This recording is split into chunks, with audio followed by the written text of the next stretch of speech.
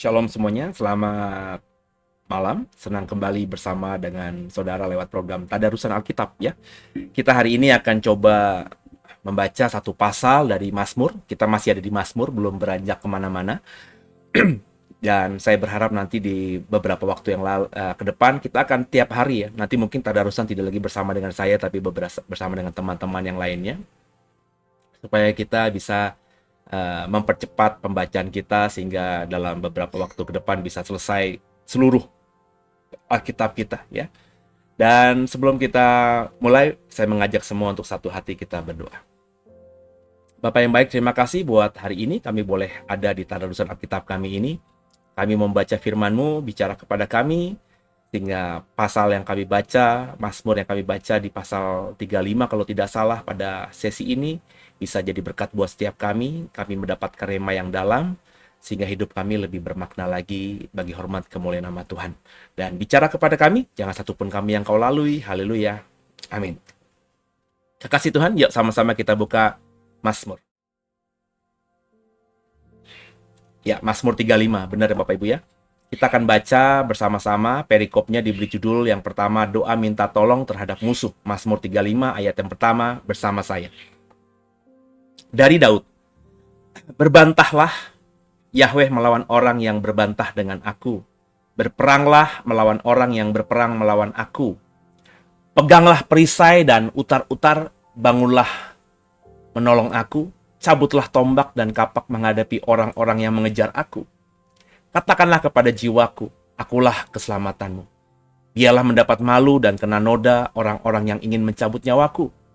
Biarlah mundur dan tersipu-sipu orang-orang yang merancang kecelakaanku. Biarlah mereka seperti sekam di bawah angin, didorong malaikat Yahweh.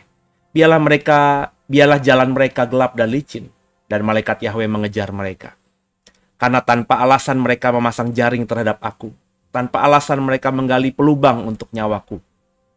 Biarlah kebinasaan mendatangi dia dengan tidak disangka-sangka. Jerat yang dipasangnya, biarlah menangkap dia sendiri. Biarlah ia jatuh dan musnah. Ayat yang ke-9. Tapi aku bersorak-sorak karena Yahweh. Aku girang karena keselamatan daripadanya. Segala tulangku berkata, ya Yahweh, siapakah yang seperti engkau yang melepaskan orang sengsara dari tangan orang yang lebih kuat daripadanya? Orang sengsara dan miskin dari tangan orang yang merampasi dia. Saksi-saksi yang gemar kekerasan bangkit berdiri. Apa yang tidak ku ketahui, itulah yang mereka tuntut daripadaku. Mereka membalas kebaikanku dengan kejahatan. Perasaan bulus mencekam aku. Tapi aku ketika mereka sakit, aku memakai pakaian kabung. Aku menyiksa diriku dengan berpuasa, dan doaku kembali timbul dalam dadaku. Seolah-olah temanku atau saudaraku yang sakit, demikianlah aku berlaku. Seperti orang yang berkeluh kesah karena kematian ibu. Demikianlah aku tunduk kepada pakaian kabung. Tapi ketika aku tersandung jatuh, bersukacitalah mereka dan berkerumunan melawan aku. Orang-orang asing yang tidak menista, yang tidak kukenal menista aku dengan tidak henti-hentinya. Ayat yang ke-16 berikutnya. Dengan fasik mereka mengolok-olok aku, menggertakkan giginya terhadap aku. Sampai berapa lama Tuhan, ya, sampai berapa lama Adonai Tuhan, engkau memandangi saja, ya. Selamatkanlah jiwaku dari kerusakan mereka, nyawaku dari singa-singa muda. Aku mau menyanyikan syukur kepadamu dengan jemaah yang besar. Di tengah-tengah rakyat yang banyak aku mau memuji-muji engkau. Janganlah sekali-kali bersukacita terhadap aku orang-orang yang memusuhi aku tanpa sebab, atau mengedip-ngedipkan mata orang-orang yang membenci aku tanpa alasan. Karena mereka tidak membicarakan damai, dan terhadap orang-orang yang rukun di negerinya mereka merancangkan penipuan. Mereka membuka mulutnya lebar-lebar terhadap aku dan berkata, syukur, syukur, mata kami telah melihatnya. Engkau telah melihatnya, Yahweh. Janganlah berdiam diri, ya Yahweh. Janganlah jauh daripadaku. Terjagalah dan bangunlah membela aku, membela perkaraku, ya Allahku dan Tuhanku. Janganlah mereka berkata dalam hati, syukur itulah keinginan kami. Dan janganlah mereka berkata, kami telah menelannya. Biarlah bersama-sama mendapat malu dan tersipu-sipu orang yang bersukacita dan atas kemalanganku. Biarlah berpakaian malu dan noda orang-orang yang membesarkan dirinya terhadap aku. Biarlah bersorak-sorai dan bersukacita orang-orang yang ingin melihat aku dibenarkan. Biarlah mereka tetap berkata, Yahweh itu besar dan menginginkan keselamatan hambanya. Dan lidahku akan menyebut-nyebut keadilanmu, memuji-muji engkau sepanjang hari. Terpujilah nama Yahweh kekal selamanya. Ya. Apa yang bisa kita dapatkan Bapak Ibu dari ayat yang kita baca tadi? Sebentar, saya coba cek dulu Bapak Ibu. Mazmur 35 ya. Oke. Jadi apa yang bisa kita dapatkan dari ayat yang kita baca tadi? Coba kita lihat lagi di awal ya. Kembali kalau kita membaca kitab Mazmur, kita bisa belajar siapa itu Daud ya. Apalagi ini kan Mazmurnya memang Mazmur Daud. Bagaimana dia satu sisi percaya sama Allahnya itu ya diekspresikan dengan sikapnya untuk menyerahkan segala sesuatu sesuai dengan apa yang Allah kehendaki. Sekaligus juga berharap sungguh agar Allah itu menolong dirinya. Jadi bukan berarti Daud itu tidak berbuat apa-apa, tapi dia mempercayakan hidupnya tuh benar-benar kepada Allah. Ya. Kalimat-kalimat dalam Mazmur 35 ini kan bisa kita tangkap ya. Perhatikan coba, berbantahlah Yahweh melawan orang-orang yang berbantah dengan aku. Jadi kan dia seolah-olah percaya bahwa kalau ada orang-orang yang melawan dia, berbantah dengan dia, mendebat dia, mendiskreditkan dia dengan negatif, maka Allah pasti akan berbantah dengan orang tersebut. Ini kan sebuah kalimat yang tidak mungkin terucap dari mulut seseorang yang memahami bahwa dirinya itu tidak benar. Ini kan pasti terucap dari mulut seseorang yang merasa hidupnya sudah sesuai dengan apa yang Yahweh perintahkan.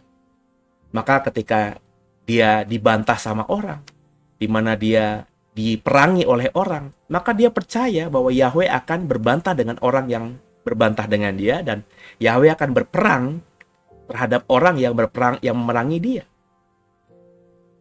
Jadi memang saya pelajari orang kalau sudah hidupnya benar itu akan punya kepercayaan diri seperti itu Bapak Ibu. Ya. Lepas nanti bagaimana karya Tuhan atas dirinya, dia akan yakin bahwa Tuhan akan menyertai dia dan menolong dia. Nah ini mesti kita pertanyakan pada diri kita sendiri. Apakah kita sudah di sana gitu? Apakah kita sudah ada di dalam sebuah ekspresi orang-orang yang mempercayakan hidupnya kepada Tuhan dengan sungguh seperti Daud? Coba perhatikan ayat yang berikut, ayat kedua tadi. Peganglah perisai dan utar-utar, bangunlah menolong aku, cabutlah tombak dan kapak menghadap orang-orang yang mengejar aku. Katakanlah kepada jiwaku, akulah keselamatanmu. Ini kan seolah-olah Daud sedang bicara kepada Allah, kepada Yahweh. Ayo cabut tombak Yahweh. Cabut kampak.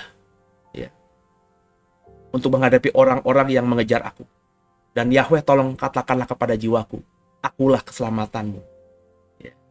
Jadi kan dari sini kita bisa membayangkan bagaimana Daud itu punya kontemplasi. Makanya gak heran ketika dia berkata bahwa orang yang merenungkan firman Tuhan siang dan malam akan seperti pohon yang ditanam di tepian aliran sungai yang akan berbuah tepat pada musimnya. Ya ini terekspresi kelihatan banget. Bahwa orang yang benar-benar sudah berpaut sama Tuhan itu bisa kontemplasi, bisa bicara, bisa berdialog. Bukan berarti kita bisa melihat Allah, karena Allah tidak mungkin bisa dilihat. Tidak ada seorang pun yang bisa melihat Allah, kata Yesus. Tapi kita bisa berdialog dengan Dia. Seolah-olah kita berhadapan muka dengan Dia. Nah ini yang harus dikejar oleh Bapak Ibu dan saya tentunya. Sebagai orang percaya, kita harus meneladani apa yang Daud ekspresikan dalam Mazmurnya ini. Bagaimana dia bisa berdialog, bagaimana dia bisa ngobrol. Dan ini yang saya praktekkan. Memang kadang-kadang kayak orang gila, Bapak Ibu. Tapi nggak apa-apa gitu. Kan kita lagi belajar. Ya. Belajar berkontemplasi. Dan kontemplasi itu nggak butuh waktu untuk sendirian di tempat khusus. Nggak. Kita bisa berkontemplasi di mana aja. Tergantung kita. Mungkin awalnya kalau saya dulu memang harus sendirian dulu. Di tempat yang sepi dulu. Nggak ada orang dulu. Tapi lambat laun, ya kontemplasi itu bisa di mana saja. Bahkan sambil saya jalan kaki. Contoh yang paling real setiap hari itu paling nggak setengah jam, 45 menit. Dari jam 4 sampai jam 5 kurang. Saya muter-muter komplek dengan 2 anjing saya gitu ya. Sambil habis itu biasanya saya nyemprot tanaman. Saya tuh ngobrol sama Allah gitu. Bukan berarti saya mendengar suara Allah dan melihat Allah, tapi saya bicara gitu. Meskipun ya kalimat-kalimat yang terucap dari mulut lidah saya, ucapan syukur dan terima kasih diberikan kesempatan buat masih menghirup udara pagi. Dan minta ampun kalau masih ada salah, sehingga hari ini saya mulai paling nggak dengan kekudusan. Dan bisa berjalan dengan kebenaran. Dan karena dibiasakan, lama-lama ya bisa. Dalam melakukan apa saja, kita bisa ngobrol gitu. Dan saya percaya Daud juga seperti ini. Dengan bahasanya dia dalam Mazmurnya ini kan terlihat ya nyata dalam bentuk tulisannya bahwa dia memang berkomunikasi dengan Allah. Kalimat di ayat 5, biarlah mereka seperti sekam di bawah angin didorong malaikat Yahweh. Biarlah jalan mereka gelap dan licin dan malaikat Yahweh mengejar mereka. Ini kan wujud kepercayaan bahwa ya udah kalau ada musuh jahat sama kita, nanti dia akan yang diperangi oleh malaikat Yahweh sendiri, oleh malaikat Allah sendiri. Kenapa? Karena mereka memerangi anak Allah. Nah, ada kepercayaan diri, ya cenderung agak sombong gitu ya. Bahwa dirinya, Daud merasa dirinya tuh spesial di mata Allah. Dan ini wajar saudara, bagi orang yang sudah hidup benar itu punya kepercayaan diri seperti itu tuh wajar. Kan yang paling bisa menilai diri sendiri kan diri sendiri. Kalau saya merasa sudah saya tidak melakukan dosa, kenapa saya harus bilang saya masih jatuh bangun dengan dosa? Saya berani mengatakan bahwa saya tidak pernah berbuat dosa. Paling nggak dosa yang disengaja. Saya berusaha untuk hidup benar. Apakah hidup benar dan tidak berdosa itu tidak boleh marah-marah? Ya beda soal. Marah-marah kan, kalau marah-marahnya sembarangan tanpa ada sebab dan musababnya, ya itu tidak baik. Tapi kalau marahnya ada sebab musababnya, kenapa nggak boleh marah? Ya, kalau ada pendeta mengajarkan orang Kristen nggak boleh marah, ini orang pendeta ini nggak belajar Alkitab dengan sungguh. Ya, Musa apa nggak pernah marah? Yesus apa nggak pernah marah? Tapi marahnya didasari dengan suatu kebenaran. Kalau kita melihat kebenaran dan orang itu bebal, terus kita tidak marahi, apakah kita artinya tidak berbeda dengan orang yang memahami bahwa itu bukan kebenaran? Jadi kalau ada ketidakbenaran terus kita biarkan, berarti kan kita secara tidak langsung membiarkan ketidakbenaran itu. Ya, saya bahkan mengajar kita harus berani speak up. Makanya saya kalau baca koran tiba-tiba digerakkan untuk bicara, ini nggak benar ya saya speak up. Paling nggak speak up-nya di mana? Di sosial media.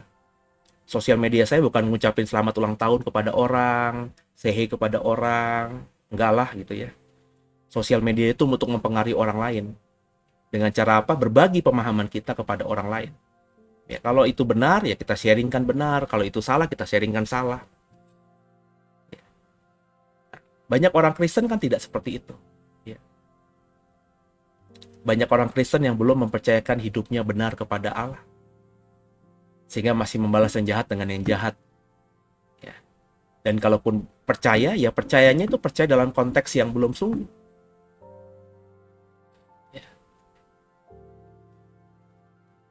Bagi saya kalau ada orang yang jatuh 2 kali, 3 kali di lubang yang sama, ya berarti belum hidup benar. Makanya saya selalu mengajarkan kalau mengimani sesuatu harus mengimani sungguh, jangan ikut-ikutan. Kalau sudah mengimani sungguh, ya resikonya apa dia siap. Nggak cengeng gitu. Sebentar Bapak Ibu.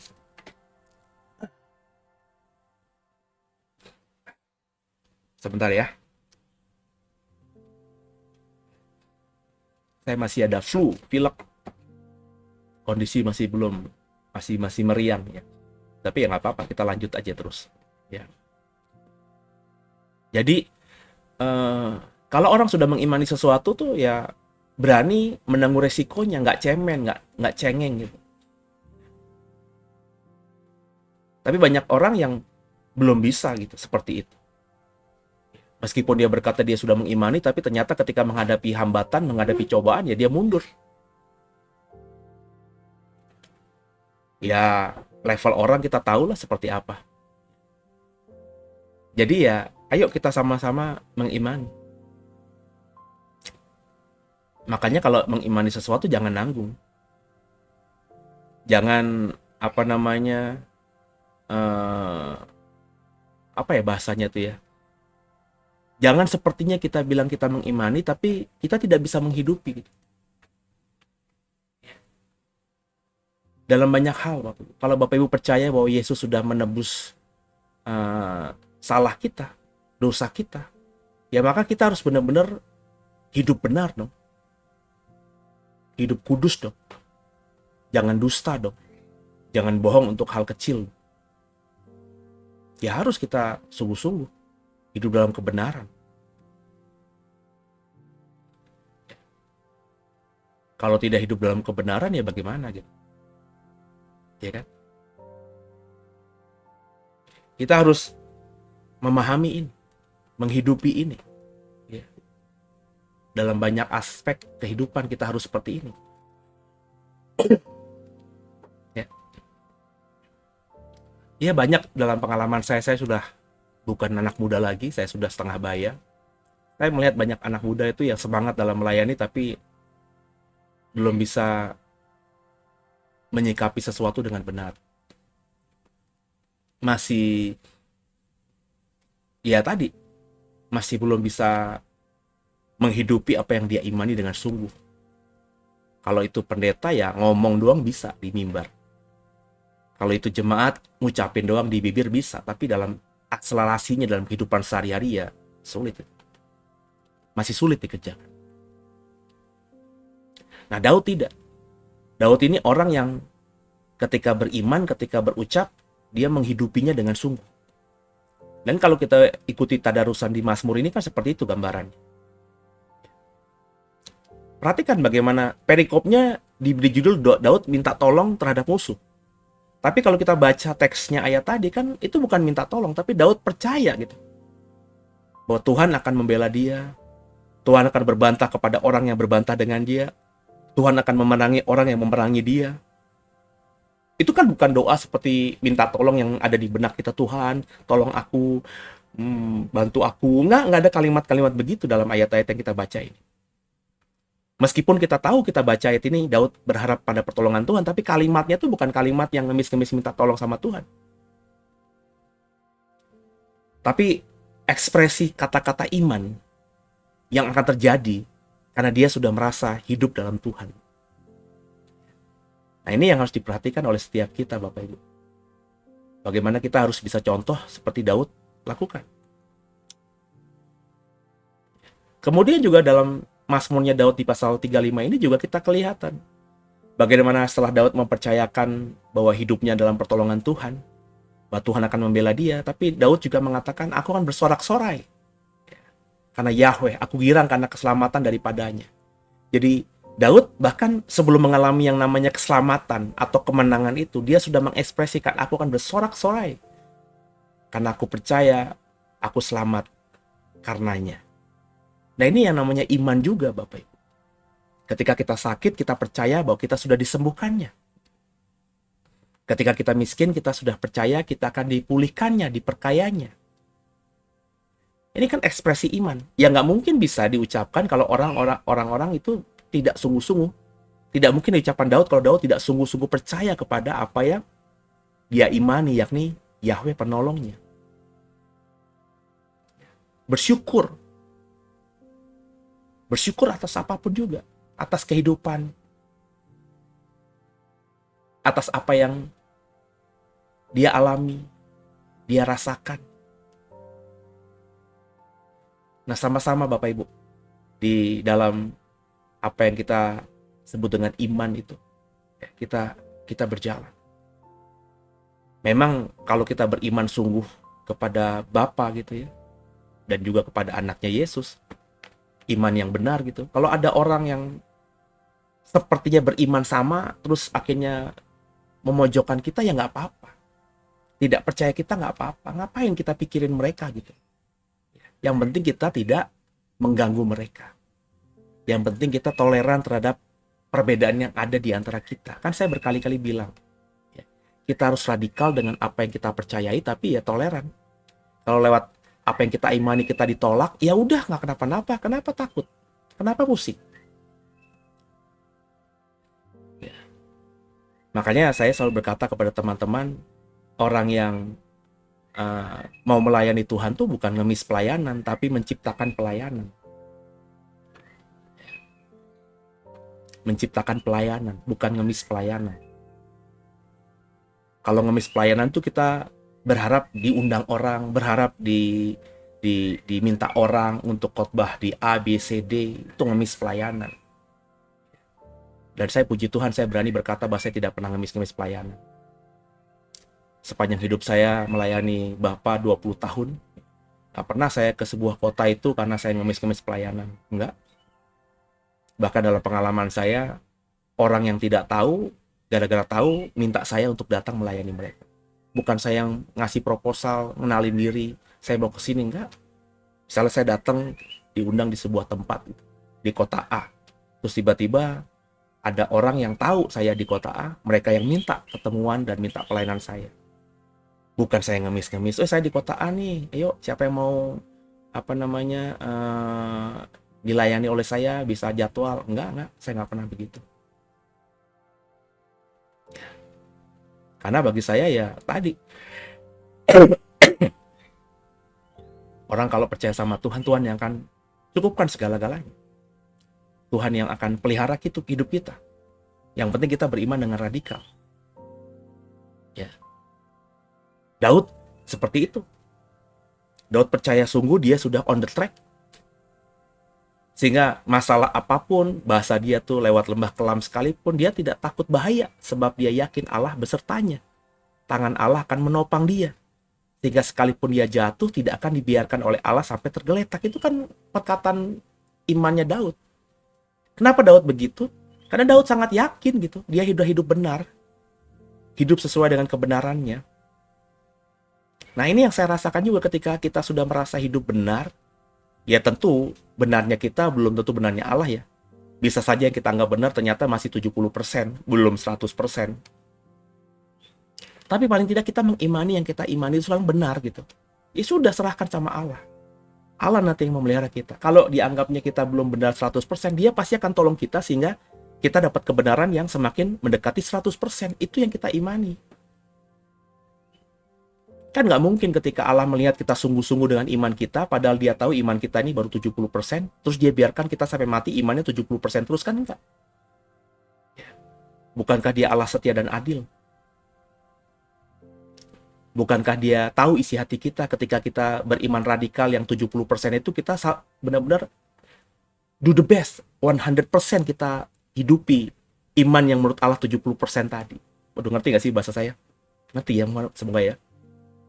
Kita mengimani sesuatu, ya. Bagi kita itu yang benar, 100% benar. Tapi ternyata di mata Allah mungkin belum 100%, masih 80%, 70%.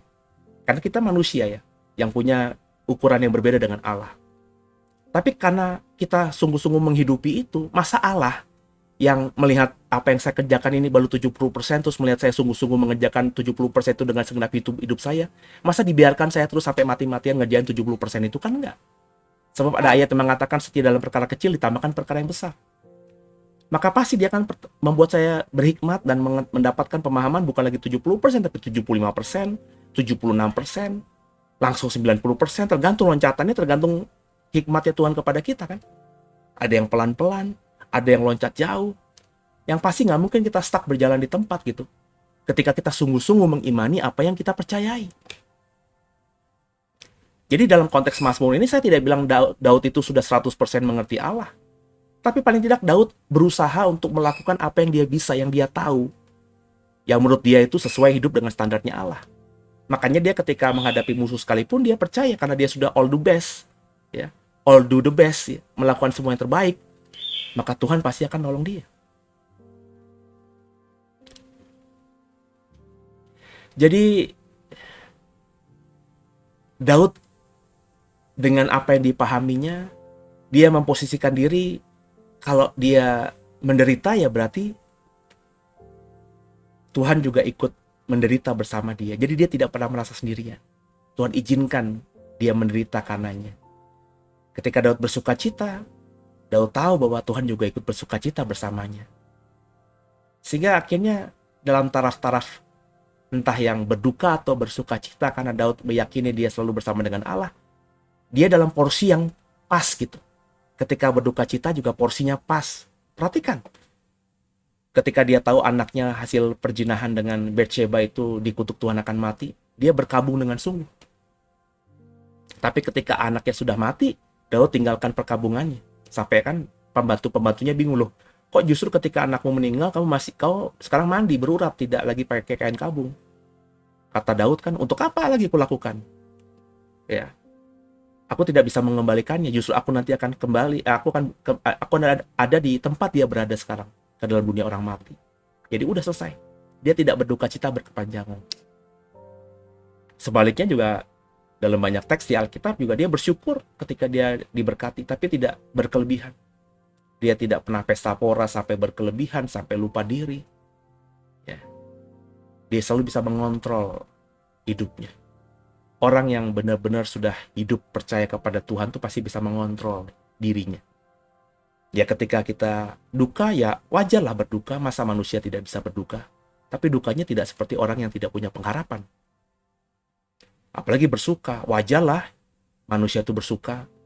Kita kemarin lihat timnas Indonesia bisa nahan Australia 0-0 aja udah bersuka cita luar biasa. Itu masih tingkat yang rendah. Nanti kalau kita tiba-tiba lolos di Piala Dunia dan kita menghadapi Brasil, menghadapi Inggris, dan kita bisa menahan mereka di Piala Dunia, mungkin kita akan bersuka cita berkelebihan lagi. Ya nggak perlu, bersuka cita normal aja. Orang yang sudah dalam Tuhan tuh bisa mengontrol dirinya, sehingga nggak terlalu lebay, nggak terlalu euforianya berkelebihan.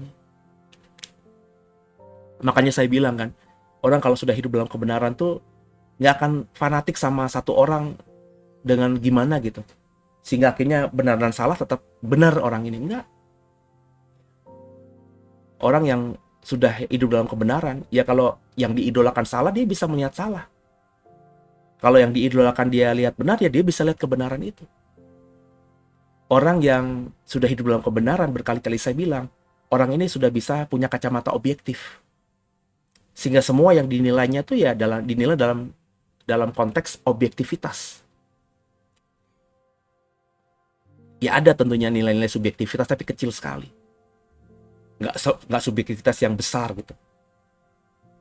Jadi semuanya bisa balance. Nah, kita tuh harus balance. Tadi pagi juga saya sharing firman Tuhan tentang bagaimana menjadi orang Kristen yang balance, yang bukan cuma ngeroh tapi juga punya kehidupan wawasan duniawi yang kuat. Kita nggak bisa gitu radikal pada satu sisi sebagai manusia, itu nggak bisa. Sebab kita masih hidup di dunia ini, di mana dunia ini jahat kata Alkitab, tapi kita juga harus jadi terang dan garam, jadi anak Tuhan. Nah, bagaimana kita menyeimbangkan diri? Apakah kita benar-benar harus ekspresi kita seperti anak Tuhan, seperti malaikat gitu di dunia ini? Nggak bisa juga, kita menghadapi orang dunia. Nah, bagaimana menyelaraskan tadi? Iman kita yang menghidupi kebenaran dengan tinggal di antara manusia yang berdosa, dunia yang jahat ini. Nah, kita harus jadi orang yang bisa menjadi penengah, menjadi juru damai, menjadi pembawa damai sejahtera bagi dunia ini. Kan begitu. Kita bisa dekat dengan orang yang beragama, kita bahkan juga bisa mempengaruhi orang yang tidak beragama, karena ucapan kita, perkataan kita, itu benar-benar dilihat dalam perspektif yang objektif. Tuhan itu menciptakan perbedaan. Kalau Tuhan mau semua manusia ini punya satu agama saja, bisa nggak? Bisa. Tapi kenapa akhirnya ada banyak agama? Ya karena memang Tuhan menciptakan perbedaan itu. Ya. Mengizinkan kalau tidak menciptakan, mengizinkan perbedaan itu. Tapi Tuhan juga menciptakan perbedaan, buktinya di Menara Babel kan yang menciptakan manusia jadi punya banyak bahasa kan Tuhan. Tuhan yang membuat itu. Dia meng-create itu. Nah, tentu nggak semua perbedaan Tuhan yang menciptakan, ada juga manusia. Karena manusia itu kan ciptakan segambar serupa seperti Allah. Manusia bisa berkreasi, bisa berpikir seperti Allah berpikir. Intinya segala perbedaan di dunia ini kan diizinkan oleh Allah. Nah, kita harus menyikapinya dengan baik. Dalam Mazmur 35 ini, Daud mengingatkan kita harus terus mempercayakan hidup kita kepada Allah. Orang yang sudah hidup benar itu berani berkomunikasi dengan Allah, berani ngobrol dengan Allah. Maka coba Bapak Ibu, ketika kita sudah introspeksi diri, kayak aku udah benar nih, aku sudah hidup nggak sengaja berbuat dosa lagi, aku sudah hidup berusaha dalam kebenaran, mulailah praktekkan ngobrol sama Allah itu. Nah, seperti Daud tadi, ini kan Daud ngobrol sama Allah, cuma dia tuangkan dalam bentuk mazmur. Sepertinya dia adalah orang ketiga yang mencatat komunikasi antara Allah dengan dirinya, antara diri dengan Allah. Terus dia tuangkan dalam bentuk syair lagu, sehingga kita akhirnya bisa melihat pembicaraan antara Daud dengan Allah. Tentu bukan pembicaraan langsung, tapi pembicaraan di batinnya Daud, di mana di batinnya Daud, di dalam hatinya Daud berbicara dengan Allahnya. Dan itu bisa kita kerjakan hari ini. Bangun kedekatanmu, bangun keintimanmu seperti Daud bangun kedekatan dan keintiman dengan Allah. Mulailah berkomunikasi, mempercayakan segala sesuatu kepada Allah. Kalau ada musuh, kalau kita sudah hidup benar, percayakan penghakiman itu ada di dalam pihak Allah, dan Allah pasti akan membela kita. Jadi kita nggak perlu capek-capek membalas yang jahat dengan yang jahat. Ampuni saja. Sebab Allah pasti akan menghakimi orang-orang yang zalim kepada kita. Kenapa? Karena kita dekat dengan Dia. Karena kita sudah tinggal dalam Dia. Orang yang melukai kita berarti melukai Allah, karena kita dan Allah adalah satu. Nangkap Bapak Ibu? Itulah kebenaran. Maka orang-orang yang menyakiti Yesus, yang membunuh Yesus, mereka sedang menentang Allah. Karena Yesus berkali-kali berkata, Dia dan Bapanya adalah satu. Sama juga, kita kan bukan anak-anak Allah juga. Ketika kita sudah menghidupi sungguh semua syarat kita sebagai anak-anak Allah, terus kalau kita dilukai oleh manusia lain di dunia ini, ya berarti mereka menentang Bapa kita.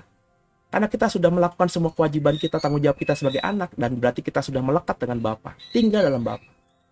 Berarti mereka berperkara dengan Bapa. Ya sudah, persilakan Bapa untuk berperkara dengan mereka. Kita terus menjalani hidup menjadi anak-anaknya Bapa yang menyenangkan hati Bapa. Kan begitu. Nggak usah dikotori tangan ini dengan darah. Nggak usah dikotori mulut ini dengan fitnah. Ya. Nggak usah dikotori pikiran kita dengan pikiran nyinyir dan lain sebagainya. Fokus saja terus untuk menyenangkan Allah. Hidupi imanmu dalam keseharianmu. Dan lihatlah, meskipun nggak cepat, meskipun pelan, sepertinya nggak berdampak apa-apa, Gusti ora sare, Tuhan tidak tidur. Itu yang sedang saya imani dengan sungguh, dan saya percaya kalau kau mengimani dengan sungguh, sama-sama kita nanti akan melihat buahnya, melihat hasilnya. Semoga tadarusan di malam hari ini memberkati semua saudara, dan saya mengajak semua untuk satu hati kita berdoa. Bapak yang baik, terima kasih buat hari ini. Kami sudah belajar dari Mazmur 35. Doa kami, apa yang kami baca, yang kami mengerti, bagaimana Daud benar-benar mempercayakan segala sesuatunya kepada Bapa, sehingga dia melewati hari-hari hidupnya, percaya sungguh bahwa Bapa tidak tinggalkan dia. Itu bisa juga kami alami di hidup kami di 2024 ini.